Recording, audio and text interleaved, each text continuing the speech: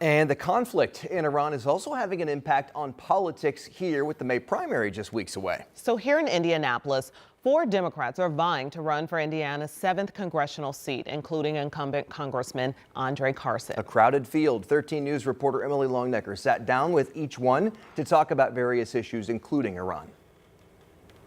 When it comes to the ongoing conflict in Iran, there's no daylight between the 4 candidates running in the 7th Congressional District's Democratic primary. George Tornado says the U.S. shouldn't be there and doesn't think the U.S.'s objectives are clear. We've got all these folks here at home that are hurting, here in Indianapolis that are hurting, yet the president is concerned about Iran and everything else on in the world. That doesn't sound very America first to me.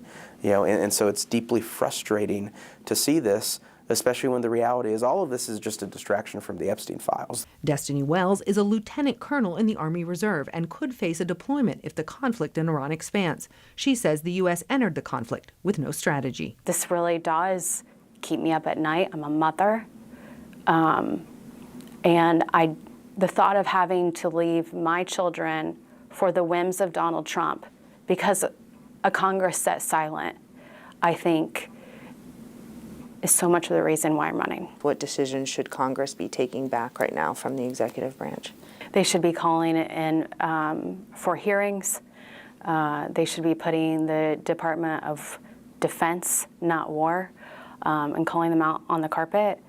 And I think that they are largely avoiding this politically.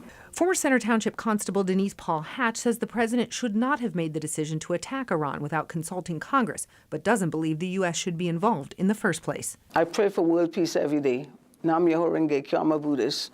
I pray for world peace. But I have a 25-year-old.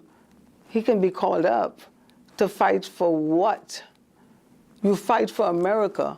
You don't fight just because Donald Trump decides, he want to play games with the Israelis.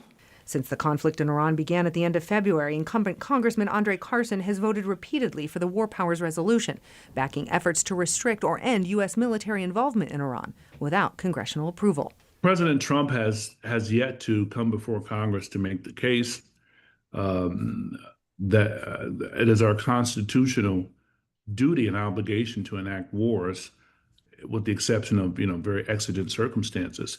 And President Trump has failed to do so. I think that this war has been disastrous. It has caused economic instability, not just here, but in the region. Gas prices have skyrocketed. We're still dealing with rising food costs. And Trump's leadership has effectively been disastrous.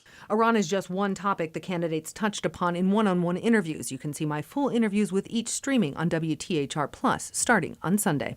Emily Longnecker, 13 News.